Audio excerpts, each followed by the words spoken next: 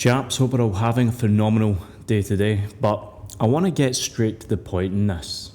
And I want to speak about standards, your standards specifically, because new levels will always require new devils. And the further up the ranks that you climb, whether it be achieving a physique result, making more money, climbing up the corporate ladder, building your business to the next income bracket, whatever it might be, there's always going to be a threshold that you cop out at. You'll just literally tap out at, and you might not even be able to predict this, but you'll feel it happening within your daily standards when it comes to like waking up later, consuming more slop, more junk food. Maybe you're not training as hard as you once did. And the reason I can speak on this as candidly as I can is because there was a period in my life where I was very outcome focused. I would work really hard and relentlessly to achieve, let's say, a marathon goal, right? Where I got into the groove of running, with the right training, I hired a running coach, I started pushing myself, I was up every single week, running, pushing the kilometers. And when I went to run the marathon, I ran the marathon, I completed the marathon, to never run a marathon again. I've been through multiple cycles of doing this. Even with physique, I've been in photo shoot shape, stepping on stage shape, winning, trophies and whatnot, competing, only to just binge eat and fall completely off, gain 15 kilos back on, and feel lethargic, scrappy, and like a sack of shit. And I've seen this happen all too often with old clients when I was a bit younger in the fitness coaching game, where we'd work really hard, coach a client for a physical result, and then they'd hit this strange invisible pain line where they thought they'd achieved everything. They were like, oh my God, I'm lean for the first time, I'm getting more attention than ever, I'm getting more girls than ever, I feel so good. And then they would just slingshot back to their previous standards because they got comfortable. And the thing is with standards, at any given level that you're climbing towards, you need to elevate the standard far beyond what you're currently operating from. You've probably heard certain quotes like act as if you are already him, more kind of Neville Goddard-y, Bob Proctor-esque quotes, but at any stage of your life, you should be setting your goal so far beyond what you're currently operating at, so you have this space to actually grow and expand into, to create that version of you that would be required to level up into that next level of standards. It's like a bracket almost, right? And a lot of people are maybe operating between 0 and 5. 5 to them is their peak standard, right? You don't rise to your goals, you fall to your standards. We've all heard the quote. And your standards almost operate within a thermostat, we could call them. So you need to raise your thermostat all the way up, and I mean all the way up, guys, till it's burning hot. And that's a 10 out of 10 standard. And the thing is, if your standards are so high, then the goals that you hit within those standards will be therefore high.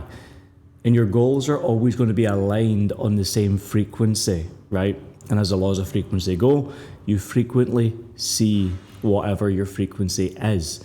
So if you're frequently seeing the success, the money, the physique, it's all going to be based upon your standards, based upon living as if you already are there, far beyond who you currently are, even once you have achieved the certain goal. Because this is the thing, I'm not acting with the standard for Lewis McFarlane right now that earns what I earn, coaches the amount of people that I coach, has the platforms that I have, has the physique that I have.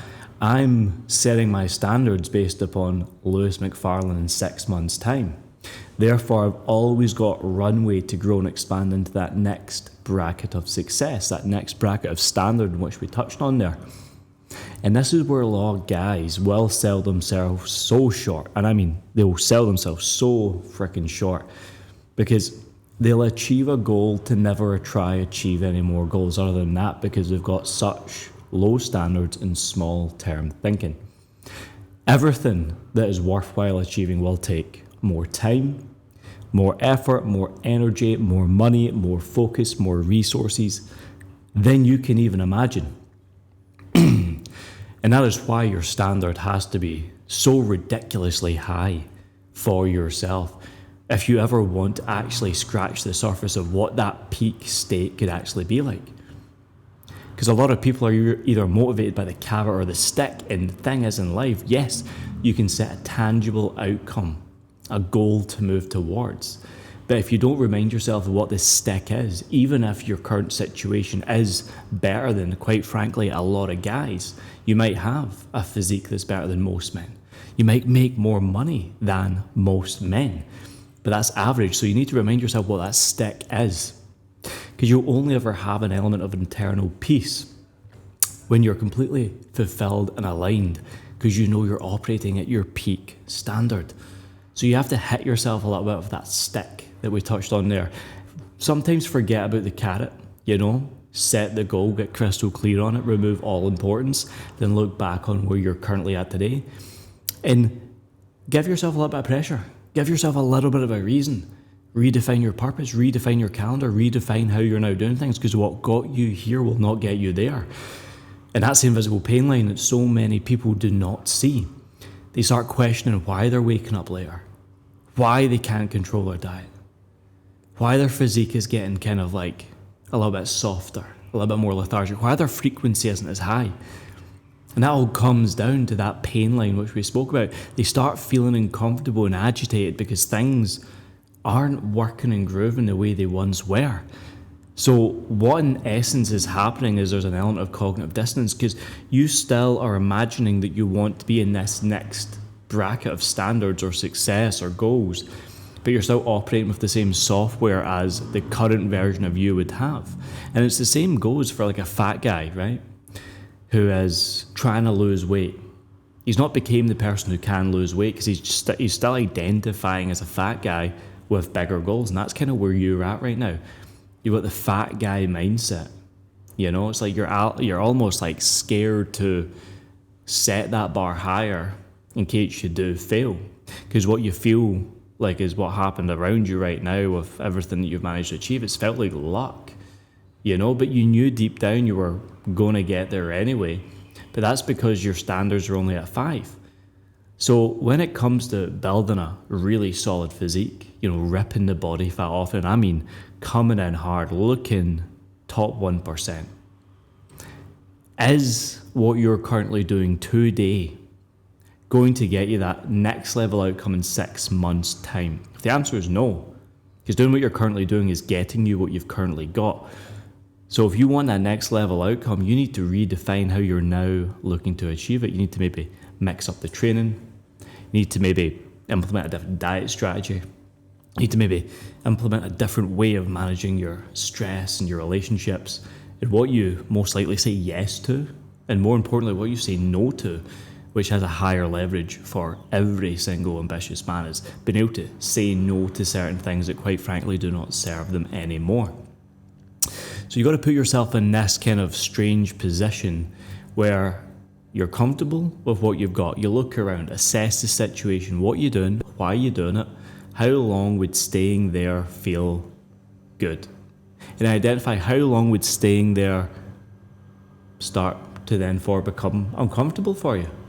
Because you can be making good money, you can be in okay shape, you can have a decent partner, you can have an element of freedom, but you're going to start getting agitated if you're not pushing to that next level. You're going to start scratching the walls of your own mental state, your own mind, because you're like, I know it can be so much better, but I'm so stubborn and stuck in this process, which I'm currently in, that I don't want to adapt or change it because I'm scared I'm going to lose what I've already got, because it's felt false, it's felt fake. So there's some sort of identity lag going on within you right now. And your nervous system is not essentially fully upgraded to deal with the pressure and stress of that next level, and you're scared to actually look at where you're at, where you want to go, and redefine the process and what it's going to be to get there, how it's going to be to get there, who you need to be to get there. Because it's never, what do I do? How do I do it? It's who does it, right? It's who. It's never going to be how.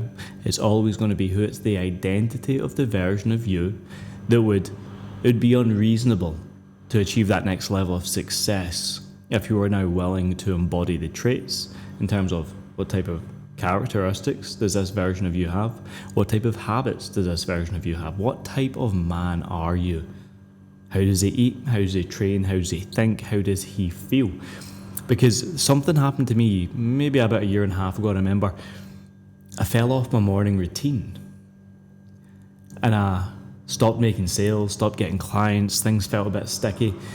And then I started scratching my head and thinking, you know what? I'm going to get back in my morning routine. Something feels a bit off. So I got back and I dialed it even harder, woke up earlier, done more push-ups, journaled harder, asked deeper questions. What happened that same day? Frequency bounced back up because I knew I was aligning with the very best version of me. And then I started making progress in my business again, which is crazy. And then it tweaked the knot a little bit harder and I started looking better again. I started feeling better again. I wanted to crank my diet harder again. And this is what happens. It's like there's certain fundamental habits which will always stay congruent with any stage of growth. It's true. But now how you approach them, the level of consciousness and the intention in which you have within those habits will be the defining factor between whether they're going to yield for you or whether they're going to fail you. Okay, so you got to get crystal clear on why you've started to drift from this baseline that you've created for yourself, which has got you to where you're at.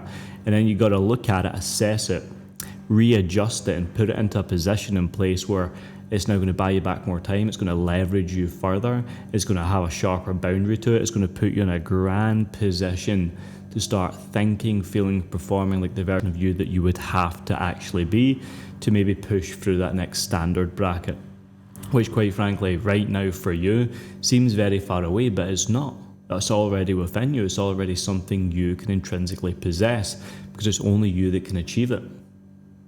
So with that, yes, it's scary, but yes, it's almost extremely comfortable to now know that you are the only person in your life that can do exactly what you want to do. Think about that. It sounds very, very simple. Of course, you're probably thinking, Lewis, I know that already. Well, if you knew that already, why have you not done what you've always said you want to do? Why have you not dropped that 20 pounds of body fat that you've been carrying? Why have you not dialed in the physique? Why have you not started the online business? Why have you not asked that ghetto out? Why have you not left that ghetto behind? Why have you not, patched all those loser friends that fill your head with jargon and junk and slop that pull you away from your mission? Well, you're still tolerating an old standard. And the new standards in which you want would not tolerate what you're currently tolerating. So it makes no sense for you to be able to grow and develop, right? And I want to help you out today before I continue rambling on. So I want you guys, get a pen and paper out potentially and write down what kind of life do you really want? Get clear on that. How much money does it cost to live that life? How much money does it cost to live that life and then have some left over? And then who do you now need to become to have that? Right? Deep questions, simple but deep. And I want to be able to provide some value. So if you're watching this right now and you want access, I've made a super life AI prompt, which is incredible. I made it last night and this is what spurred me on to make this video. If you want to grab a copy of that, DM me directly on Instagram at Lewis McFarlane Coaching, the word life, and I will send it directly over to you. It's a clean Notion document. It's a prompt you can install into your AI. You can run through the questions and it will literally unpack this entire message I've had for you today. It's going to give you the clarity, the strategy, the focus and the thinking, along with the exact identity and areas that you need to break down, areas you need to let go of, areas that you need to, quite frankly, say yes to, and give you permission to understand from a high level bird's eye view what your next best move actually has to be. So guys, I'll love you and leave you for the time being. I hope you have an incredible day. Much love. See you soon.